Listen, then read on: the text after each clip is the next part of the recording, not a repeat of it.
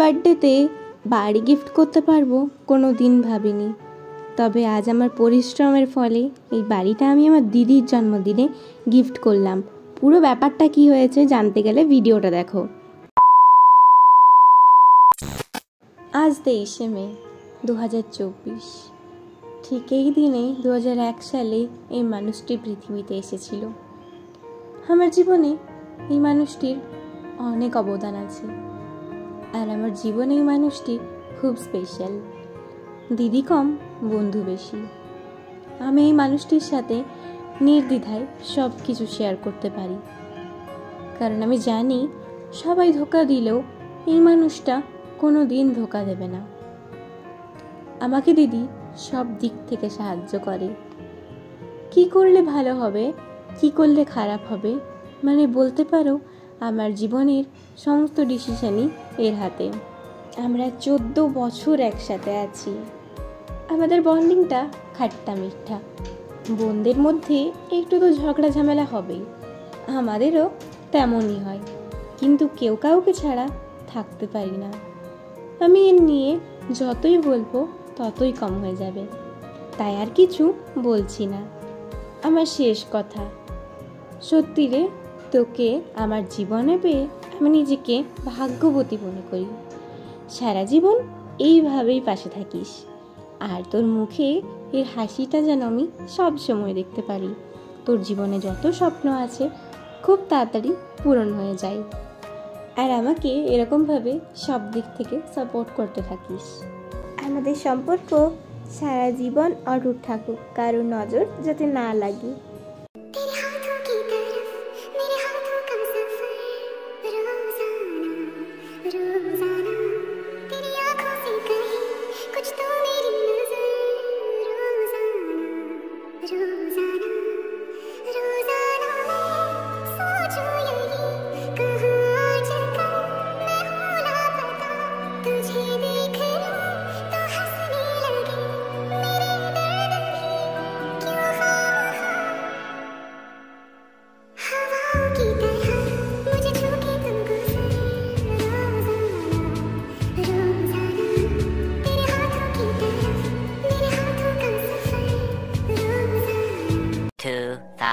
Years later.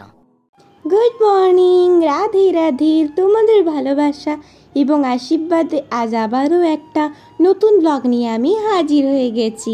তো তোমরা আমার পুরো ব্লগটাই সাথে থাকো।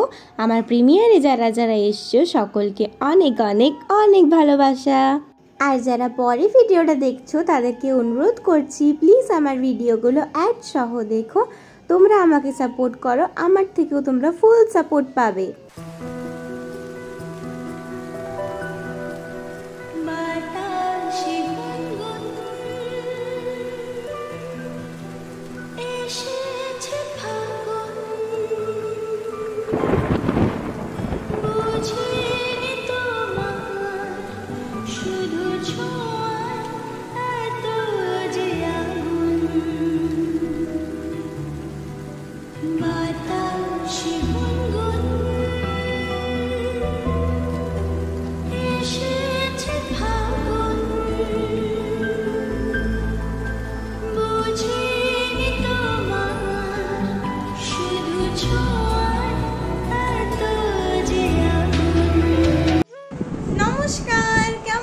সবাই আশা করছি সবাই ভীষণ ভালো আছো। আমিও খুব ভালো আছি তোমাদের ভালোবাসা এবং আশীর্বাদে। ভাবছো তো এত সাজুগুজু করে আমি কোথায় যাচ্ছি? ওয়েট ওয়েট ওয়েট বলছি একটু। আজ 23শে মে আমার বড় দিদির বার্থডে। তোমরা সবাই জানো আমরা 3 বোন, আর আমি ছোট। আমার বড় দিদির আজকে বার্থডে, তো আমরা সবাই মিলে যাচ্ছি রেস্টুরেন্ট। তো চলো তোমরা আমার সাথে।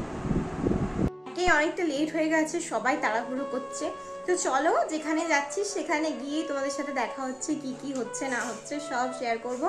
ওয়েট আমাকে কেমন লাগছে সেটাই দেখাতে ভুলে গেছি। দেখো, এটা আমার ফুল লুক। একটা ব্ল্যাক কালার ওয়ান পিস পরেছি, এটা পরেছি, আর হালকা মেকআপ, একটু লিপস্টিক। তো এই আমার ফুল লুক। কেমন লাগছে জানিও সবাই।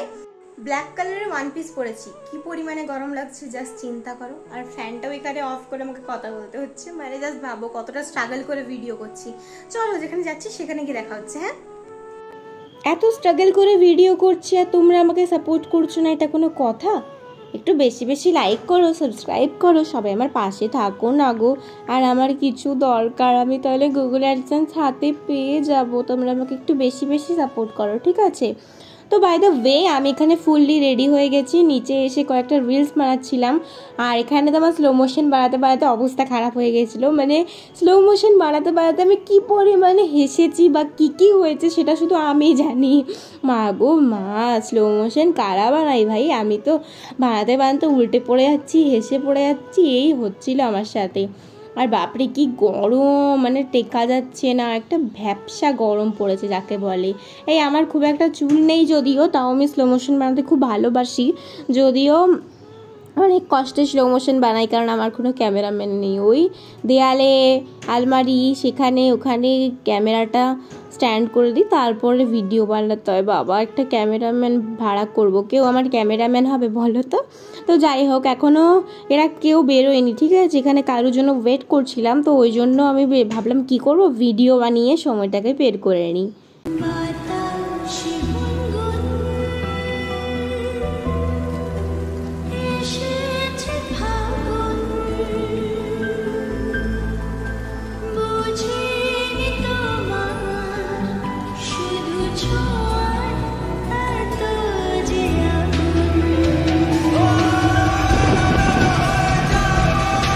বার্থডে গার্লকে ধরে বেঁধে একটা ভিডিওতে নিয়ে চলে এসেছিস, আমার মুখটা সবাই ইগনোর করা, আমি কি করছিলাম, ও এমনভাবে এসেছে ক্যামেরার মধ্যে, আমি তো ওরকমই ওকে কপি করছিলাম। যাই হোক, এখন আমরা বেরিয়ে গেছি।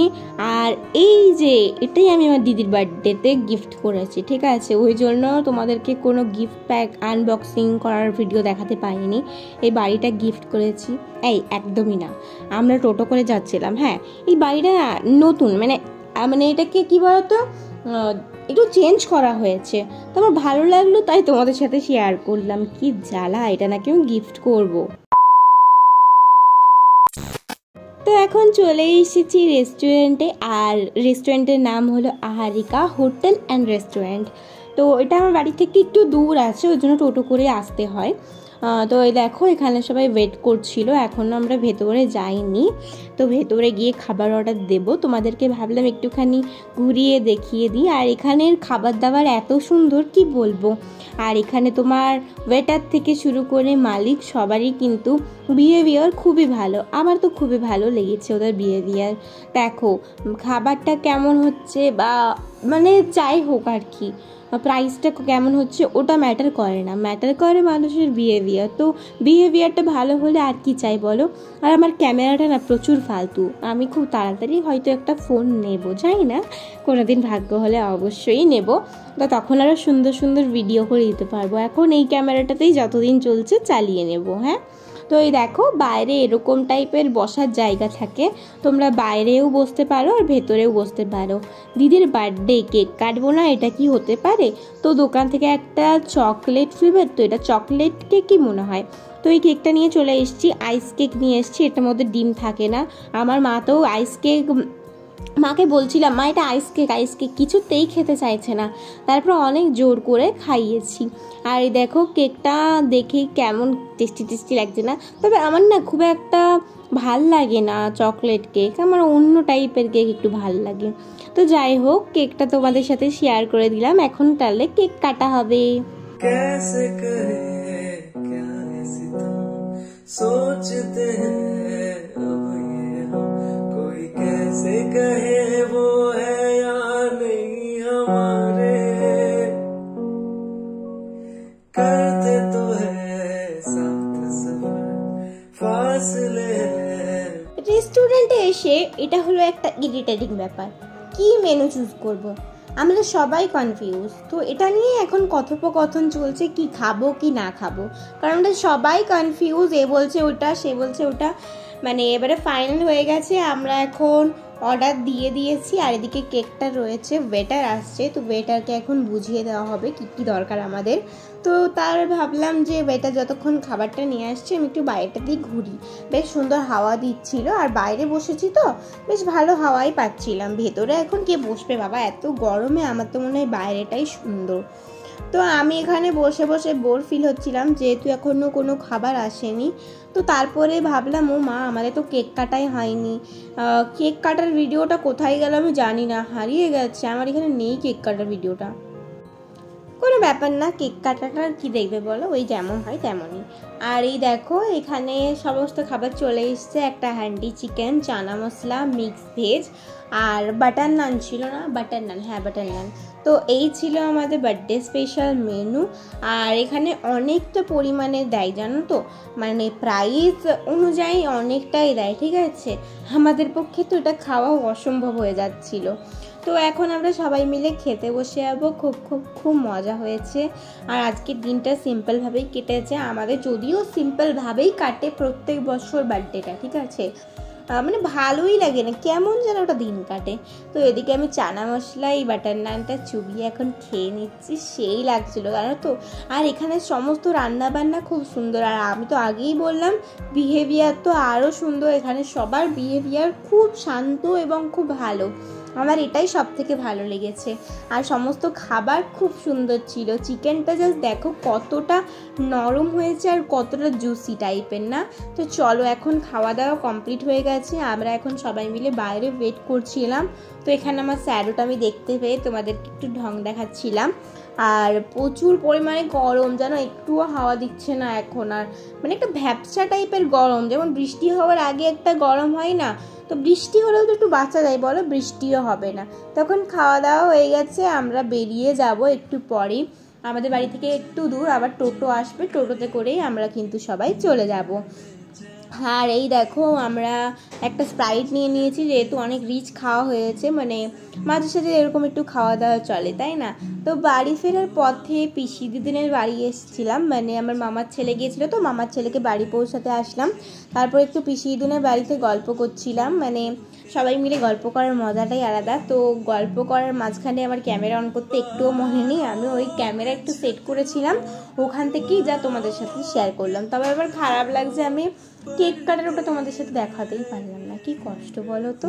আর এটা হলো মায়ের পিসির বাড়ি, মায়ের এই বাড়িটার মধ্যে অনেক অনেক অনেক স্মৃতি জড়িয়ে আছে, মায়ের পুরনো বাড়ির সাথে অনেক স্মৃতি জড়িয়ে আছে। ওই বাড়িতে যদিও আমি কোনোদিন ছিলাম না, আমি ছোট থেকে এই বাড়িতেই আছি, আর বেশিরভাগ সময়টাই আমার কেটেছিল দিল্লিতে, কারণ আমি দিল্লির কোয়ার্টারেই বড় হয়েছি কিন্তু। আর এই দেখো এটা হলো মারা সবাই গল্প করছিল, আর একটা ফটো দেখালাম না, ওটা মায়ের পিসাবাবু, রিসেন্টলি মারা গেছে না, মানে রিসেন্টলি বলে 6-7 বছর তো হয়েই গেছে। আর এই দেখো বাড়ি চলে এসেছি, একটা গিফট পেয়েছিল, তো ওই গিফটটাই তোমাদেরকে দেখাচ্ছি।